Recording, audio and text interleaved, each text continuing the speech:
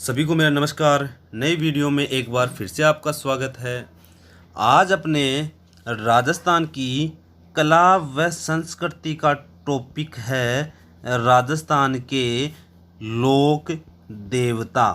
राजस्थान के लोक देवताओं के बारे में अपने पढ़ेंगे।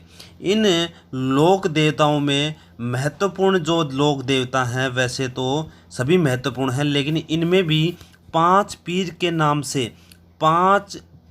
के नाम से प्रसिद्ध लोक देवता रहे हैं, जो एग्ज़ाम की दृष्टि से भी बहुत ही महत्वपूर्ण हैं। इसलिए वीडियो को लास्ट तक देखना। अब ये जो पांच पीर हैं कौन कौन से हैं, तो आइए देखो। इसके लिए अपने को एक लाइन याद रखनी है। गोपा है, क्या लाइन है? गोपा है मेरा तेजा नहीं। गोपा है मेरा तेजा नहीं। ठीक है। इस लाइन में 6 लोक देवता हैं, लेकिन अपने को याद रखने हैं 5 पीर। गो से रखना गोगा जी।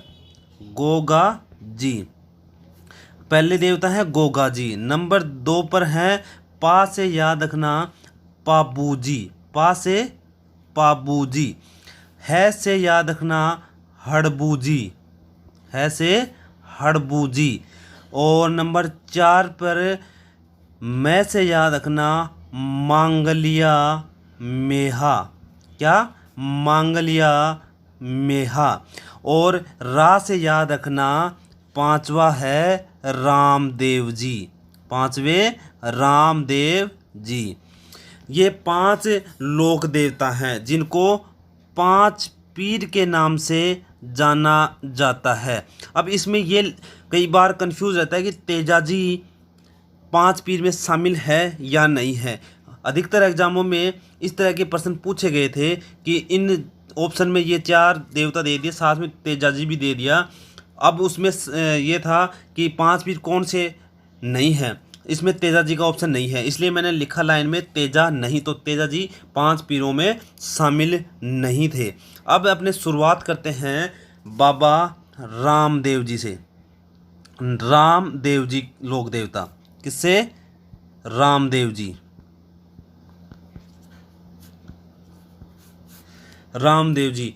रामदेव जी के जो वंशज हैं, सबसे पहले इनके वंशज हैं उनके बारे में सुनिए। ये वंशज है, ये क्या है? मृतक व्यक्ति को दफनाते हैं। मृतक व्यक्ति को दफनाते हैं। रामदेव जी के जो शिष्य हैं या वंशज हैं, वो मृतक व्यक्ति को दफनाते हैं। अब इनका जन्म की बात करें तो इनका जन्म कहाँ होता है? तो इनका जन्म होता है बाड़मेर। बाड़मेर जिला है। बाड़मेर जिला है, वहाँ शिव तहसील है। बाड़मेर जिला शिव तहसील है। उड़कामेसर गांव है। उड़कामेसर गांव है। उड़कामेसर गांव में इनका जन्म होता है। और तिथि की बात करें तो भाद्रपद महीने की शुक्ल द्वितीया को, भाद्रपद महीने की शुक्ल द्वितीया को इनका जन्म बाड़मेर जिले में होता है। इनके पिता का नाम अजमल जी तंवर। पिता का नाम अजमल जी तंवर है। और माता का नाम था मैणा दे। माता का नाम मैणा दे, याद रखना। पिता का नाम अजमल जी तंवर, तो तंवर वंशीय थे। तंवर वंशीय, ठीक है। और इनको रामदेव जी को उपनाम से भी जाना जाता है। कई उपनाम से भी इनको जाना जाता है, जैसे कि रामसा पीर। इनको रामसा पीर के नाम से जाना जाता है। इनको रुणीचा रा धनी के नाम से भी जाना जाता है। रुणीचा रा धनी के नाम से भी जाना जाता है। और प्रसिद्ध नाम बाबा रामदेव भी है। प्रसिद्ध नाम बाबा रामदेव भी है। इनके गुरु का नाम पूछे तो इनके गुरु का नाम था बल्लीनाथ। गुरु का नाम था बल्लीनाथ। किनके गुरु का नाम? रामदेव जी के गुरु का नाम था बल्लीनाथ। भाई का नाम पूछे, भाई को वीर कहते हैं, तो भाई का नाम था वीरमदेव। भाई का नाम क्या था? वीरमदेव। किनके भाई की बात कर रहे हैं? अपने रामदेव जी के भाई की बात कर रहे हैं। इनका विवाह कहाँ होता है? विवाह की बात करें तो विवाह याद रखना इनका होता है अमरकोट। अमरकोट, ये वैसे भी अमर है तो याद रखना इनका विवाह अमरकोट। वर्तमान में कहाँ? पाकिस्तान में है। वर्तमान में पाकिस्तान में सोडा के साथ, सोडा दले सिंह की पुत्री, सोडा दले सिंह की पुत्री जिसका नाम था नेतलदे। किनका नाम है? नेतलदे। रामदेव जी की पत्नी का नाम नेतलदे, या इनको निहालदे के नाम से भी जानते हैं। निहालदे के नाम से भी जानते हैं। ठीक है। इनका विवाह अमरकोट। अमरकोट कहाँ? पाकिस्तान देश में। और वहाँ एक सोडा दल सिंह की पुत्री नेतलदे या निहालदे के साथ इनका विवाह होता है। रामदेव जी के जो मेघवाल जाति के जो भगत हैं, मेघवाल जाति के जो भगत हैं, उनको क्या कहा जाता है? मेघवाल जाति के भगत को रीखिया कहा जाता है। क्या कहा जाता है? रीखिया। याद रखना इम्पोर्टेंट है। मेघवाल जाति के भगत को रीखिया कहा जाता है। लेकिन इनको अलग अलग धर्मों में अलग अलग नाम से प्रसिद्ध रहे हैं। हिंदू लोगों ने इनको कृष्ण का अवतार माना। हिंदुओं में इनको कृष्ण का अवतार माना। हिंदू में इनको कृष्ण का अवतार माना। और लेकिन मुसलमान जाति के लोग भी इनको रामशाह पीर के नाम से जानते हैं। मुसलमान रामशाह पीर के नाम से ये प्रसिद्ध हुए। इसके बाद जब इनका जन्म होता है, जन्म कब होता है? भाद्रपद महीने की शुक्ल द्वितीया को इनका जन्म होता है। उस दिन को क्या कहते हैं? उसी को अपने त्योहारों को टॉपिक में किया था, उसको कहते हैं बाबेरी बीज के नाम से जाना जाता है। बाबेरी बीज के नाम से। ये लाइन इम्पोर्टेंट है, याद रखना। बाबेरी बीज, या इसी को बाबेरी दूज के नाम से भी जानते हैं। ठीक है। ये इम्पोर्टेंट लाइन है। इनके जो मंदिर हैं, रामदेव जी के जो मंदिर हैं, उनको क्या कहा जाता है? उनको कहा जाता है देवरा। उनको कहा जाता है देवरा। याद रखना। इनके ऊपर जो क्या कहा जाता है? जो सफ़ेद या इसको बोलते हैं 5 रंगों की ध्वजा चढ़ाते हैं। 5 रंगों की ध्वजा चढ़ाते हैं, जिसको कहते हैं नेजा। क्या कहते हैं? नेजा। ये इम्पोर्टेंट है, नेजा। ठीक है। और इनके बारे में बात करें तो ये एकमात्र ऐसे लोक देवता थे। एकमात्र इम्पोर्टेंट लाइन है, एकमात्र ऐसे लोक देवता हैं जो क्या थे? कवि थे। लोक देवता हैं जो कवि थे। ठीक है, कवि थे। इनकी कवि की बात करें तो इनकी रचना थी इनकी 24 वाणियाँ। इनकी रचना थी 24 वाणियाँ। इनकी रचना 24 वाणियाँ बहुत ही प्रसिद्ध रही। एकमात्र लोक देवता जो कवि भी थे, इनकी रचना 24 वाणियाँ बहुत ही प्रसिद्ध रही। अब इनके जो जन्मदिन के अवसर पर भाद्रपद शुक्ल द्वितीया को इनके जन्म दिवस के ऊपर एक जागरण किया जाता है। इस जागरण को कहते हैं, जागरण को जम्मा कहा जाता है। ये लाइन इम्पोर्टेंट है। जागरण को क्या कहा जाता है? जम्मा कहा जाता है। किनके जागरण को? बाबा रामदेव जी के जागरण को जम्मा कहा जाता है। और ये जो चमत्कार करते हैं ना, जो चमत्कार करते हैं, इस चमत्कार को क्या कहते हैं? इस चमत्कार को पर्चा कहा जाता है। पर्चा, लोग मतलब लोकल भाषा में कहते हैं मतलब पर्चा देना, ठीक है। चमत्कार को पर्चा कहते हैं। इनके प्रतीक चिन्ह के रूप में, याद रखना, इनके प्रतीक चिन्ह के रूप में, प्रतीक चिन्ह के रूप में पगले,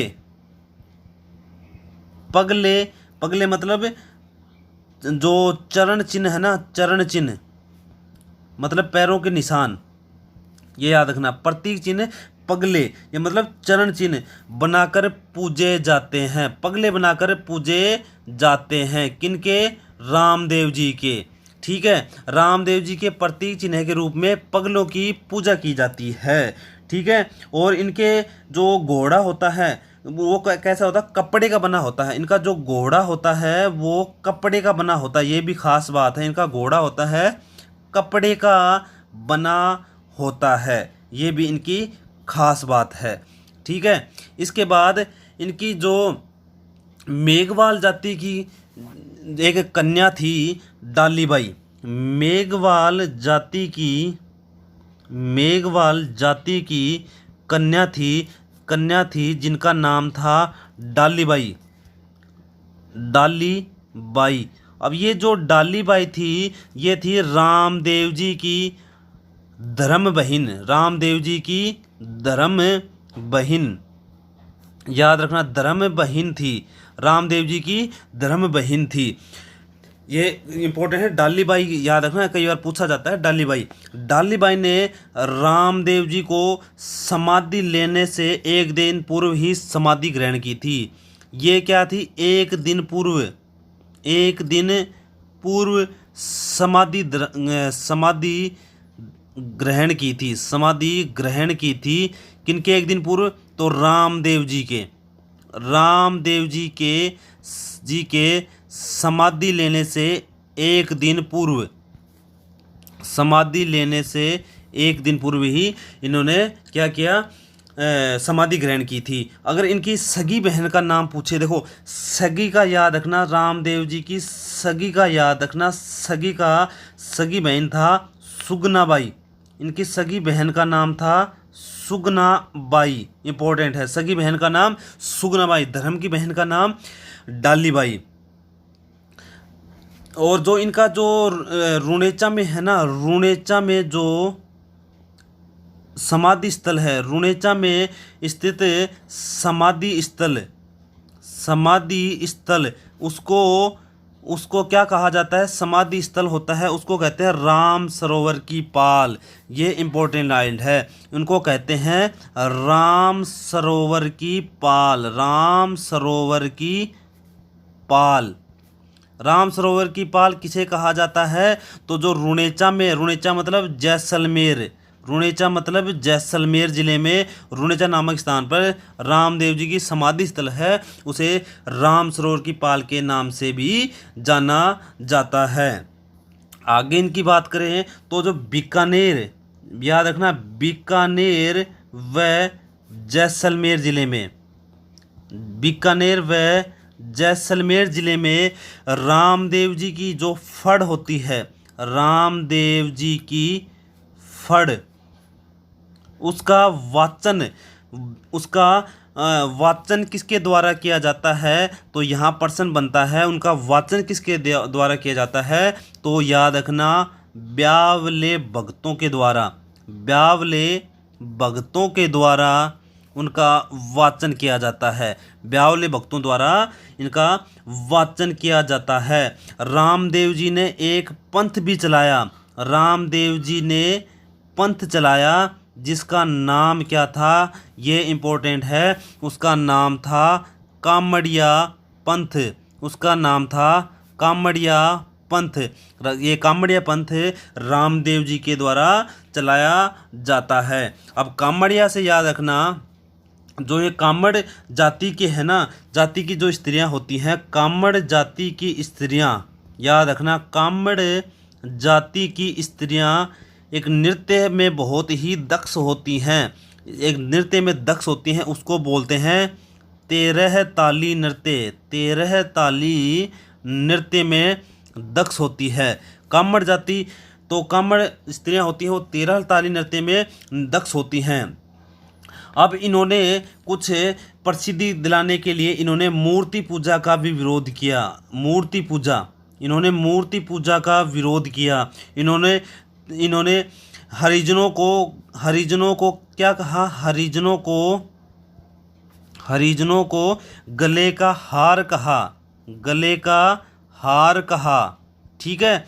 और मोती और मूंगा कहा। मोती और मूंगा भी कहा। किनको? हरिजनों को। मोती और मूंगा के नाम से भी प्रसिद्ध हुआ। रामदेव जी ने एक आंदोलन भी चलाया जिसका नाम था आंदोलन का नाम था शुद्धि आंदोलन। जिसका नाम था शुद्धि आंदोलन। अब ये शुद्धि आंदोलन क्या था इसको समझिए। शुद्धि आंदोलन में बताया कि जो मुसलमान थे ना, मुसलमान कौन बन गए थे? मुसलमान हिंदू बन गए थे। मुसलमान बन गए थे हिंदू। अब ये जो हिंदू मुसलमान बने, इनको वापस हिंदू बनाने के लिए शुद्धि आंदोलन चलाया। किन के द्वारा चलाया गया? रामदेव जी के द्वारा। रामदेव जी के द्वारा शुद्धि आंदोलन चलाया गया। और इनके जो घोड़ा होता है, घोड़े की बात करें तो कपड़े का बना होता है। कपड़े का बना घोड़ा। और क्या बात देखो, कपड़े का बना घोड़ा चढ़ाते हैं। घोड़ा चढ़ाते हैं, ये याद रखना, ठीक है। अब इन घोड़े का रंग कैसा होता है? तो वाहन की बात करें तो वाहन होता है रामदेव जी की जो वाहन होता है वो होता है नीला घोड़ा। नीला घोड़ा, इसलिए नीला घोड़ा रा सवार नाम से भी एक लोकगीत प्रसिद्ध हुआ। नीला घोड़ा, ठीक है। जिसका रंग कैसा है? यहाँ इंपॉर्टेंट है, देखो यहाँ इंपॉर्टेंट, जिसका रंग है सफ़ेद। सफ़ेद। अब देखो इनका वाहन का नाम है नीला घोड़ा, ठीक है, लेकिन रंग नीला नहीं है, रंग उसका सफ़ेद है। यहाँ इनका प्रसिद्ध घोड़ा जो एग्जाम की दृष्टि से भी महत्वपूर्ण प्रश्न बनता है। अब ये जो रामदेव जी है ना, रामदेव जी समकालीन थे। रामदेव जी के समकालीन, रामदेव जी किसके समकालीन थे? तो इसको याद रखना, रामदेव जी समकालीन थे हड़बू जी के। एक तो हड़बू जी के समकालीन थे, हड़बू जी के समकालीन थे। एक किनके? एक पाबू जी के समकालीन थे। याद रखना, पाबू जी के समकालीन रहे हैं। और इनकी समाधि स्थल मैंने बताया था रुणेचा। अब देखो इसको कंफर्म कर लेना, समाधि स्थल कहाँ है रामदेव जी की? तो देखो ये जैसलमेर ज़िला है। जैसलमेर ज़िला, वहाँ पर पोखरण नामक स्थान है। वहाँ पर पोखरण नामक स्थान है, उस पोखरण तहसील है, स्थान है। वहाँ पर रामदेव जी की क्या है? रामदेव जी की समाधि स्थल है, ठीक है। और इसके बाद एक इसके जो गीत होते हैं लोक देवताओं में, ये लाइन इंपॉर्टेंट है, लोक देवताओं में सबसे लंबे गीत किनके हैं? सबसे लंबे गीत रामदेव जी के हैं। लंबे गीत रामदेव जी के हैं, याद रखना, रामदेव जी के सबसे लंबे गीत रामदेव जी के हैं। इनका जो मेला भरता है उसको बोलते हैं सांप्रदायिक सद्भाव का, सांप्रदायिक सद्भाव का मेला। सांप्रदायिक सद्भाव का सबसे बड़ा मेला, सबसे बड़ा मेला भरता है किनका? रामदेव जी का, ठीक है। रामदेव जी का सांप्रदायिक सद्भाव का मेला भरता है। इनके जो प्रिय भगत होते हैं उनको कहते हैं, प्रिय भगत होते हैं उनको कहते हैं जातरू। उनको क्या कहते हैं? जातरू कहा जाता है। और जो मतलब जो छोटी जाति हरिजन जाति के जो शोषण हो रहा था, छोटी या हरिजन जातियों का जो शोषण हो रहा था, उनके खिलाफ एक अभियान चलाया। इस अभियान का क्या नाम था? इस अभियान का नाम था जम्मा जागरण। जम्मा जागरण, इस अभियान का नाम था जम्मा जागरण, ठीक है। इसके बाद इनके ज़्यादा कुछ इम्पोर्टेंट नहीं है। और रामदेव जी के जो मंदिर की बात करते हैं, रामदेव जी के जो मंदिर हैं, मंदिर किनके मंदिर हैं? रामदेव जी के। रामदेव जी के जो मंदिर है वो कहाँ कहाँ है? एक याद रखना मसूरिया पहाड़ी बिराटिया, एक याद रखना मसूरिया पहाड़ी है, मसूरिया पहाड़ी, मसूरिया पहाड़ी है। दूसरा कहाँ है? ये है मसूरिया पहाड़ी, ये इसको बोलते हैं बिराटिया। मसूरिया पहाड़ी या बिराटिया कहाँ है? तो पाली ज़िले में। कहाँ है? पाली ज़िले में। एक है सूरता खेड़ा, एक है सूरता खेड़ा, ये है चित्तौड़गढ़ में। ये कहाँ है? चित्तौड़गढ़ में, याद रखना। ठीक है। और छोटा रामदेवरा नाम से, छोटा रामदेवरा के नाम से प्रसिद्ध है, वो कहाँ है? गुजरात में। वो कहाँ है? गुजरात में। ये इनके प्रसिद्ध मेले हैं और इनके बारे में ज़्यादा कुछ खास नहीं थे। एक छोटी सी याद रखना, ये मल्लीनाथ के भी समकालीन थे, मल्लीनाथ के भी समकालीन रहे हैं, समकालीन, मल्लीनाथ के भी समकालीन रहे हैं। ठीक है। अब अगली बात करते हैं, अगले लोक देवता की बात करते हैं, वो है गोगाजी, गोगाजी। ठीक है, गोगाजी। अब इनका जन्म की बात करें, गोगाजी का जो जन्म होता है वो होता है भाद्र मास में, भाद्र मास में ही इनका जन्म होता है और नवमी तिथि होती है। भाद्र मास की नवमी को इनका जन्म होता है, मतलब श्री कृष्ण जन्माष्टमी के दिन, श्री कृष्ण जन्माष्टमी के दिन, कृष्ण जन्माष्टमी के दिन इनका जन्म होता है। और जन्म कहाँ होता है? तो चूरू ज़िले में इनका जन्म होता है, ददरेवा गांव में इनका जन्म होता है, चूरू ज़िले के ददरेवा गांव में इनका जन्म होता है, ये याद रखना। इस दिन इनका नाम क्या रखा गया? इस दिन इनका नाम रखा गया गुगो। इस दिन इनका नाम क्या था? इनका नाम रखा गया गुगो, रखा गया गुगो, याद रखना। ठीक है, याद रखना। इनके पिता का नाम पूछे, इनके पिता का नाम, किनके पिता की नाम बात करें अपने? तो गोगाजी की बात कर रहे हैं, अपने गोगाजी की बात कर रहे हैं। गोगाजी के जब पिता का नाम था, पिता का नाम की बात करें तो था जेवर। क्या नाम था? जेवर। और माता का क्या नाम था? माता का नाम था बाछल, माता का नाम था बाछल, याद रखना। माता का नाम था बाछल था। और ये किनके? तो महमूद गजनवी के समकालीन थे, महमूद गजनवी के समकालीन थे। एग्जाम में यहाँ से प्रश्न आया था, महमूद गजनवी के समकालीन रहे हैं, महमूद गजनवी के समकालीन लोक देवता हैं। और ये देखो 5 पीरों में प्रसिद्ध तो हैं ही, इनको क्या कहा जाता है? इनको जाहर पीर के नाम से जाना जाता है, जाहर पीर के नाम से जाना जाता है। जाहर पीर का मतलब है जिंदा पीर, जिंदा पीर के नाम से जाना जाता है। और इनको सांपों के देवता के नाम से भी जाना जाता है, सांपों के देवता, सांपों के देवता के नाम से, सांपों के देवता। ये देखो गोगाजी, ठीक है, इनको कहते हैं सांपों के देवता, ये याद रखना। ठीक है।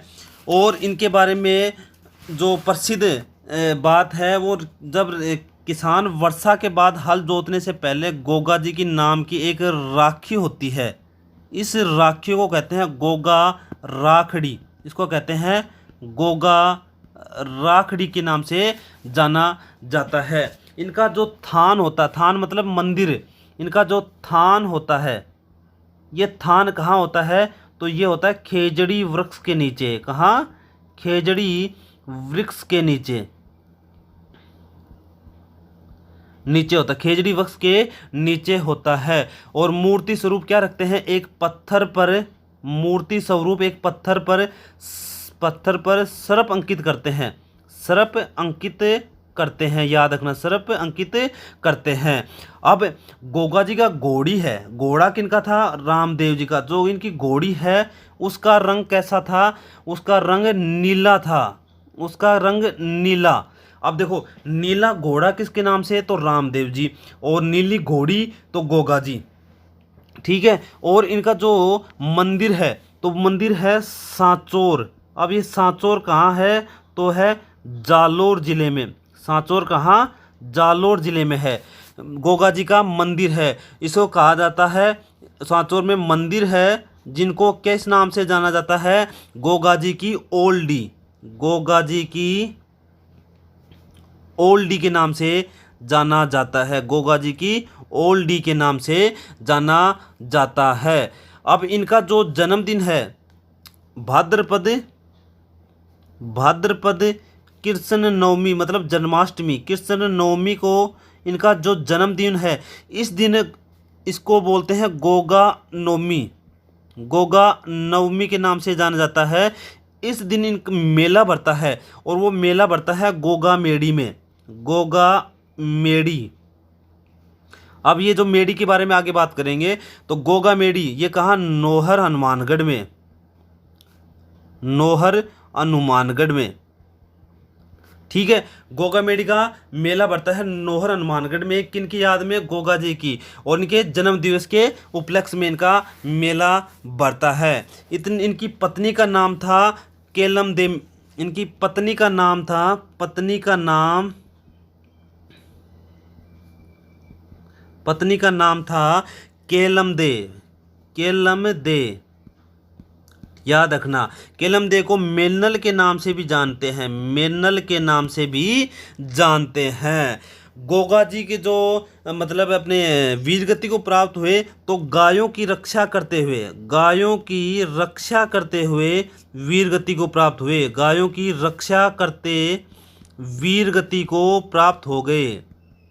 कौन, गोगा जी, याद रखना। इनके एक कहावत प्रसिद्ध है, इनके लिए एक कहावत प्रसिद्ध है। जो कहावत है वो है गांव गांव खेजड़ी। गांव गांव खेजड़ी, गांव गांव गोगा जी। गांव गांव खेजड़ी, गांव गांव गोगा जी की कहावत कहाँ प्रसिद्ध है, तो राजस्थान में गोगा जी की कहावत प्रसिद्ध है। अब देखो, गोगा जी की जो जन्मस्थली है, जन्मस्थली चूरा जिला जन्मस्थली है, उनको क्या कहा जाता है, जो ददरेवा चूरू में, ददरेवा चूरू जिले में। ठीक है, यहाँ पर बताया जाता है कि जो यहाँ पर एक तालाब है जहाँ मिट्टी से लेप करने के बाद कि सांप का जहर उतर जाता है, सांप का जहर उतर जाता है, इसलिए इनको सांपों का देवता भी कहा जाता है। गोगा जी की पूजा के समय मिट्टी का घोड़ा बनाया जाता है। ये भी खास बात है, मिट्टी का घोड़ा बनाया जाता है, मिट्टी का घोड़ा बनाया जाता है।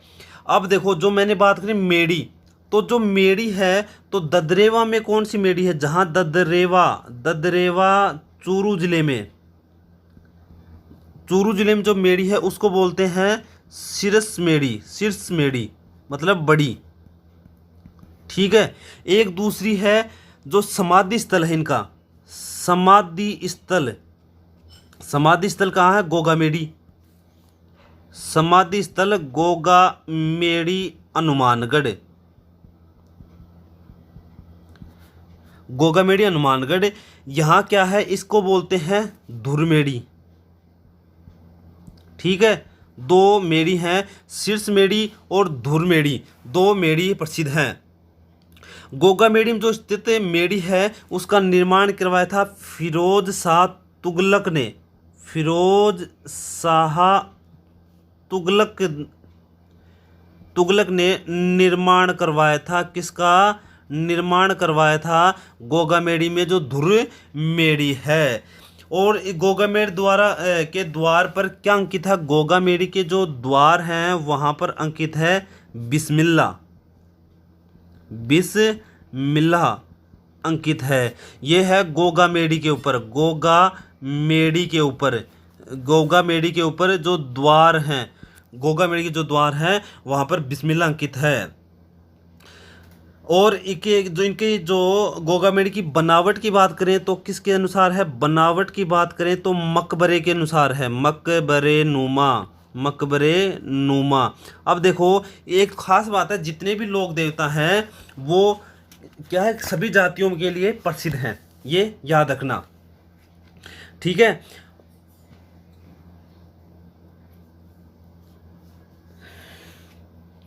अब यहाँ पे जो गोगामेड़ी है यहाँ पर एक गोरख तालाब भी बना हुआ है, गोरख तालाब भी प्रसिद्ध है, गोरख तालाब।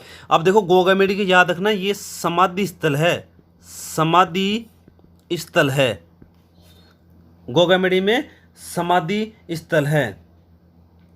अब इनके बारे में जो बातें हैं, जो